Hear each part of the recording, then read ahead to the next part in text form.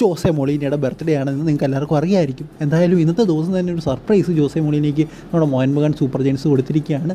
അല്ലെങ്കിൽ അത് ഇതിന് അർഹിച്ച ഗിഫ്റ്റ് തന്നെ കൊടുത്തിരിക്കുകയാണ്. ഏതാണ്ട് 6-0 വിജയമാണ് ഇന്ത്യൻ എയർഫോഴ്സിനെതിരെ മോഹൻ ബഗാൻ സൂപ്പർ ജയൻസ് സ്വന്തമാക്കുന്നത്. ഇതിലെടുത്ത് പറയട്ടെ, നമ്മുടെ സാഹൽ അബ്ദുൾ സമദിൻ്റെ പെർഫോമൻസ് തന്നെയാണ് എന്തിന് അദ്ദേഹം ബ്ലാസ്റ്റേഴ്സ് വിട്ടു എന്നുള്ള കാര്യമാണ് ഞാൻ ഈ ചിന്തിക്കുന്നത്.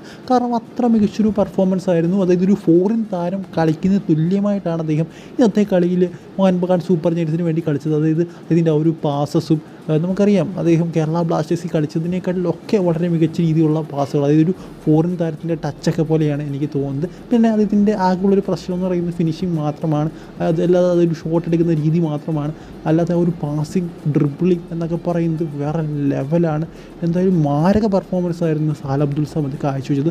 എന്തായാലും ഗോൾ സ്കോറേഴ്സ് ആരൊക്കെയാണെന്ന് നോക്കിയാൽ ജേസൺ കമ്മിൻസ് 2 ഗോൾ നേടിയിട്ടുണ്ട്. പിന്നെ ടോം ആൾറെഡി അവരുടെ ഡിഫൻഡർ അദ്ദേഹം ഒരു ഗോൾ അടിക്കുന്നുണ്ട് സെറ്റ് പീസ് വഴി. അതുപോലെ തന്നെ സബ്സ്റ്റിറ്റ്യൂഷനായിട്ട് വന്ന ഗ്രെക്സ് സ്റ്റുവർട്ട് അദ്ദേഹത്തിൻ്റെ കാലിൽ കോർത്ത് വെച്ച പോലൊരു ഗോൾ അദ്ദേഹം അടിക്കുന്നുണ്ട്. അതുപോലെ മറ്റ് ഒരു ഗോൾ എന്ന് പറയുന്നത് ലിസ്റ്റൻ കൊളാസയുടെയും അതുപോലെ തന്നെ അനിരുദ്ധ് താപ്പയുടെ ഒരു ലോങ് റേഞ്ചർ ഗോളുമായിരുന്നു.